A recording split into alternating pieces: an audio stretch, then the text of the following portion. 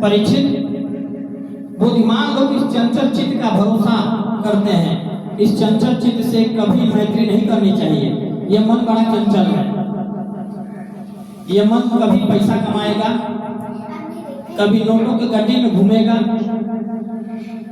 कभी अच्छा अच्छा पदार्थ खाएगा, कभी स्त्री के साथ रति करेगा और कभी अपने मित्रों के साथ पार्टी करेगा। मन बड़ा चंचल है। मन को रोकना बड़ा ही दुर्लभ है। कैसे? जैसे घोड़े के छोटे बच्चे को अगर कोई रोकना चाहे, या गाय के छोटे बच्चे को अगर कोई पकड़ना चाहे तो पकड़ सकता है क्या? या उसे स्थिर बैठा सकता है क्या? कभी नहीं। उसी प्रकार मनुष्य का यह मन उतना ही चंचल है।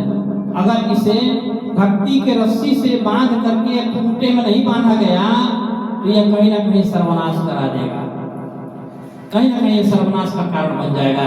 और यह मन शरीर का नाश कर देता है, और यही मन शरीर का कल्याण कर देता है, मुक्ति का मार्ग बना देता है, भगवान का साक्षात्कार करा देता है। यह मन बड़ा ही दुष्ट है और मन बड़ा ही साथी भी है।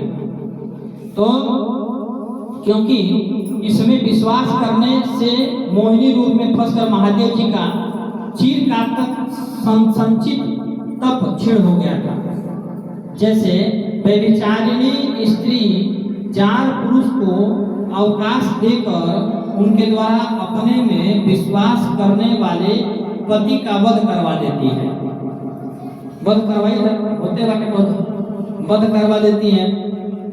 इसी प्रकार जो योगी मन पर विश्वास करते हैं उनका मन काम और उसके साथी क्रोध आदि शत्रुओं को आक्रमण करने का अवसर देकर उन्हें नष्ट भ्रष्ट कर देते हैं। एक बार एक साधु थे और साधु नित्य गंगा जी स्नान करने जाते थे। मार्ग में वैश्यालय पड़ता था, तो उस वैश्यालय की वैश्या नियम से वो जानती थी कि ये बाबा सुबह 4 बजे जाता है। हालांकि बाबा वृद्ध हो गए थे, 70-80 साल के हो गए थे, लेकिन वो दरवाजे पर आकर बोलती कि बाबा तेरी दाढ़ी सफेद, तेरी दाढ़ी काली, मेरी चोटी काली। वैसे क्या बोलती, बाबा तेरी दाढ़ी काली कि मेरी चोटी काली। बाबा कुछ बोलते नहीं, चुपचाप चले जाते और गंगा स्नान करते, फिर अपने आश्रम पर चले जाते। रोज वो पूछती और रोज ये कुछ बोलते नहीं, चुपचाप चले जाते, कुछ भी नहीं बोलते, हाँ ना कुछ नहीं। जब बहुत काल बीत गया, जब बाबा खटिया पे मरण सेज पे पड़े थे, अब देखे कि अब प्राण निकलेगा।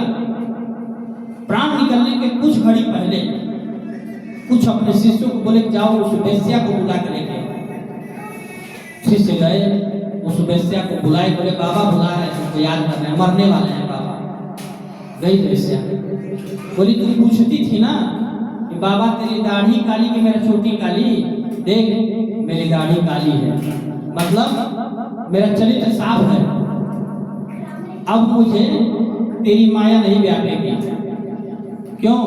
क्योंकि मन इतना गंदा और इतना चंचल है कि ये बूढ़ा जवान का भेद नहीं देखता है। क्या बूढ़ा और क्या जवान, यह मन कब कहाँ किस जगह फिसल जाए, कब गिर जाए, कोई भरोसा नहीं है। कब तक? जब तक शरीर में बल है, कब तक शरीर में बल है, और जब तक प्राण शरीर से निकलने वाला ना हो तब तक अपने मन पे, अपने चरित्र पे भरोसा नहीं करना चाहिए। जवान है, हम किसी के साथ ऐसा नहीं कर सकते, हम फला है, हम ढका है, ऐसा कभी नहीं करना चाहिए। क्यों? माया बहुत प्रबल है। भगवान की माया जब नारद जी ऐसे संत को नहीं छोड़ी तो हम जैसे छोटे निम्न कास्ट के लोगों को क्या छोड़ेंगे? वो कभी भी कहीं भी रौंद देगी। तो वही साधु महात्मा बोले कि देख तेरी चोटी से ज्यादा हमारी दाढ़ी काली है। और भगवान ने राम राम राम करके शरीर को छोड़ दिया। इसलिए कभी भी अपने मन पे, अपने स्वरूप पे, चरित्र पे अहंकार नहीं करना चाहिए। जो यह अहंकार किया तो मैं बहुत पतिव्रता हूँ, या मैं बहुत एक पत्नीव्रतधारी हूँ, ये हूँ, वो हूँ, फला हूँ, ढका हूँ, वो भ्रम में जी रहा है। क्योंकि भगवान की आद्या शक्ति, पराशक्ति, महामाया कभी भी किसी को भी रोक सकती है, उसका भरोसा नहीं है।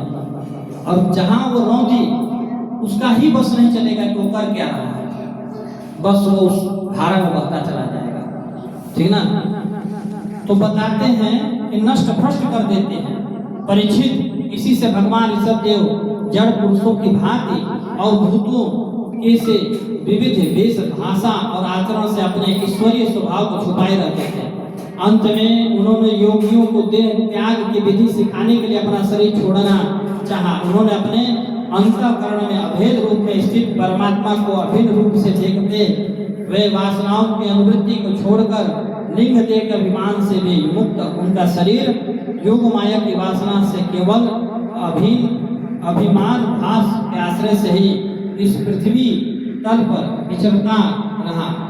वह दैववश कोक, वेग और दक्षिण आदि कुटक कर्नाटक के देशों में गया और मुंह में पत्थर का टुकड़ा डाले तथा बाघ बिखरे उन्मत्त के समान दिगंबर रूप में कुटकाचल के वन में घूमने लगे।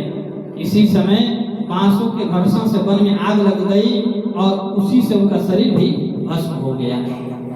ऋषभ देव जी की जीवन की एक लीला है। एक बार